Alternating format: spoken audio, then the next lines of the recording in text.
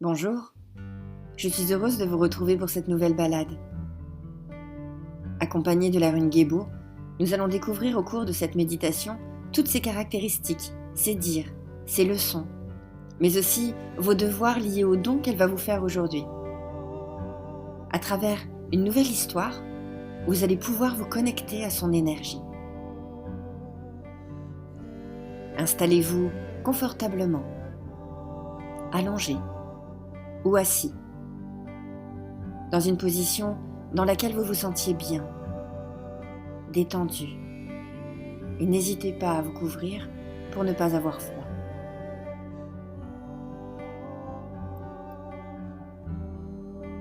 Prenez conscience de l'espace dans lequel vous êtes et sentez votre corps se relâcher. Sentez votre esprit se libérer et votre attention se porter sur votre respiration. Fermez doucement les yeux et laissez-vous bercer par le va-et-vient de votre souffle. Sentez comme l'air frais entre par vos narines et remarquez le chemin qu'il emprunte jusqu'à vos poumons, puis comme il ressort plus chaud par votre bouche. Ressentez cette douce montée de chaleur au moment où votre souffle s'échappe de votre corps. La tension de la journée et les soucis disparaissent à chaque expiration, qui libère toute la négativité. Imaginez que l'air que vous inspirez vous purifie et laissez lentement toutes les préoccupations extérieures disparaître. L'espace autour de vous commence à s'assombrir à mesure que votre attention délaisse l'espace extérieur pour se concentrer sur votre espace intérieur. Votre conscience du monde extérieur s'amenuise pour vous laisser sombrer dans la douce et paisible obscurité dans laquelle vous vous sentez en parfaite sécurité.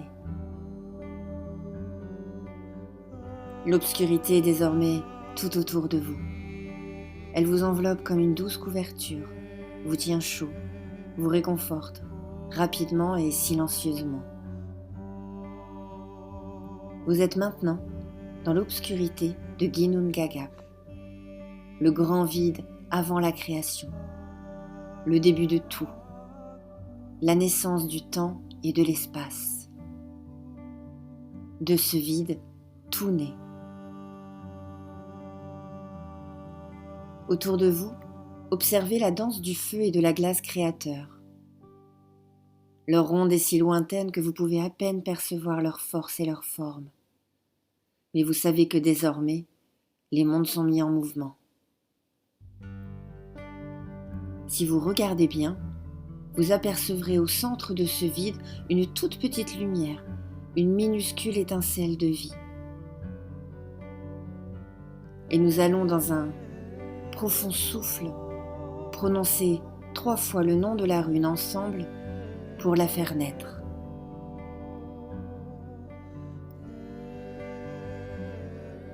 Gébo.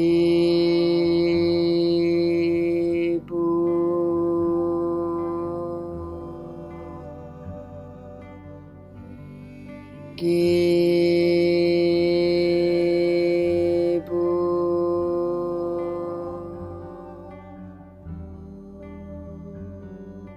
Gébo.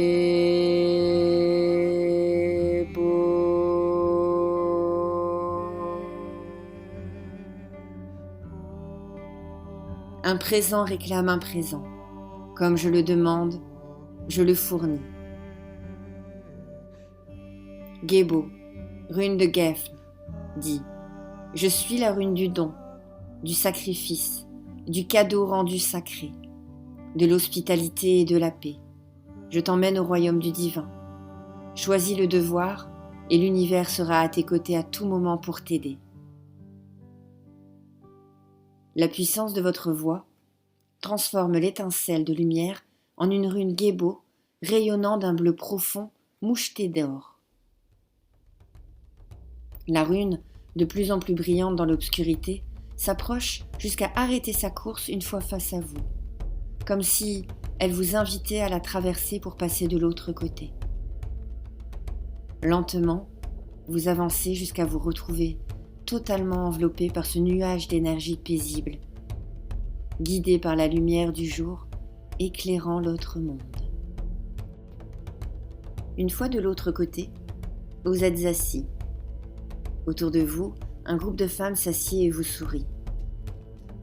Vous êtes installé au plus près du feu, car votre position d'ancien du village vous en octroie le privilège, mais aussi parce que vos vieux os ressentent bien plus le froid qu'auparavant. 2 jeunes filles entrent dans le cercle. Ce sont vos petits-enfants. La plus âgée apporte une assiette avec votre plat préféré et le pose affectueusement devant vous et vous sourit. La plus jeune vous offre des fleurs fraîchement cueillies que vous acceptez avec plaisir, ce qui déclenche chez elle un rire contagieux.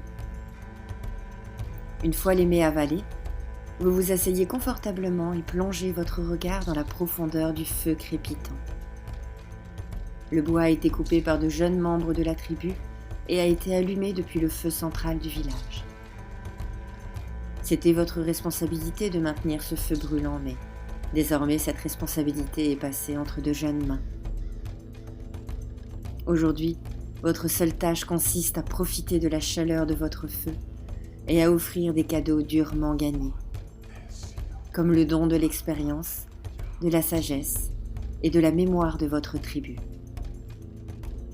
La plupart des nuits de votre vie, vous vous asseyez près de ce feu pris en charge par ceux qui viennent chercher vos conseils et votre sagesse. En regardant ce feu dévorer le bois, vous pensez tristement qu'un jour, ces soirées prendront fin. Mais il n'est pas encore temps. Soudain, le souvenir de vous-même, apportant de la nourriture et des fleurs à vos propres grands-parents, vous envahit. Ces soirées passées sur les genoux de votre grand-père à écouter les histoires de la grande chasse, tout en filant la laine, pendant que votre grand-mère peignait vos cheveux en chantant l'histoire de votre clan. C'est à vous maintenant de transmettre ces souvenirs et de marquer les jeunes esprits pour qu'ils assurent la survie des ancêtres et que votre clan reste fort. Ce soir, le temps auprès du feu a tourné court. Un mariage se prépare et tous seront les témoins de cette union. Une femme vous aide à vous lever et à vous envelopper dans un vêtement chaud en le mettant sur vos épaules pour vous protéger du froid. Elle place des anneaux sur vos doigts et une broche en or fin est utilisée pour attacher votre cape. Tous ces objets montrent le respect que votre tribu vous porte et en les mettant, vous sentez vos os se redresser et vous semblez jeune et fier à nouveau. En sortant de votre hutte, vous regardez chaque personne du clan éclairée par la lumière des étoiles. Vous retrouvez d'ailleurs l'autre tribu. Les anciens vous saluent, vêtus également de leurs plus beaux atours, suivis par les membres de leur propre famille. Vous félicitez alors de vieux amis pour la valeur de leurs enfants et la beauté de leurs petits-enfants. Les jeunes chasseurs se frappent dans le dos amicalement et les femmes s'embrassent excitées par le mariage imminent. Tout le monde se rassemble alors au centre du campement, en cercle. Vous et les anciens êtes assis près de la tente de la mariée et êtes les premiers à voir son visage radieux lorsqu'elle en sort. Elle est vêtue d'une robe cousue par les femmes de la tribu. Chacune d'elles a contribué à tisser la magie du clan dans la robe. De sa fine taille pend une étoffe magnifiquement tissée et brodée, le produit de son propre travail. Quant à son homme, il se tient fièrement aux côtés du chef du village. Il porte une fine corne à boire et la peau d'un auroch sur les épaules, signe de ses hautes compétences en tant que chasseur et preuve des nuits longues et dangereuses de chasse, sacrifice nécessaire pour nourrir la tribu. Une fois les mariés réunis, ils font lentement le tour du cercle en s'arrêtant devant chaque membre, vieux et jeune.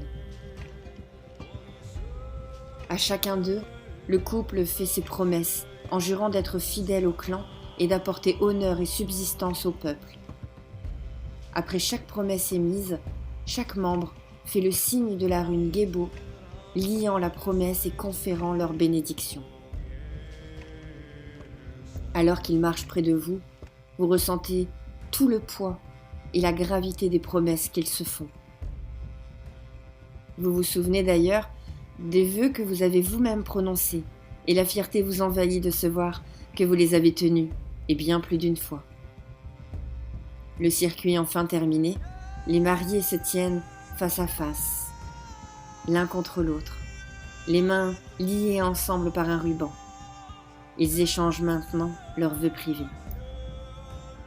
Alors que les mariés s'embrassent, le clan lance des acclamations à la hauteur de l'occasion, puis se dissipe lorsque la musique et la danse éclatent. La nourriture est servie dans de grands plats et les clans festoient ensemble. Trop vieux pour danser, les aînés s'assoient les uns avec les autres, racontant des histoires et des blagues jusqu'à en rire si fort que vous ne puissiez plus continuer. Plus tard dans la soirée, votre fils vous aide à retourner dans votre hutte. Vous souriez en pensant aux nombreuses occasions dont vous avez été le témoin. La majorité des mariages, mais aussi des cérémonies funéraires, les grandes occasions au cours desquelles des vœux sont honorés et des cadeaux d'amour sont échangés. Vous repensez que tout ce bonheur peut être incarné simplement dans le rire d'une enfant dont les fleurs en offrande ont été acceptées. Vous pensez que des promesses peuvent être faites, mais qu'elles ne sont rien sans l'amour et le respect qui unissent tout à chacun.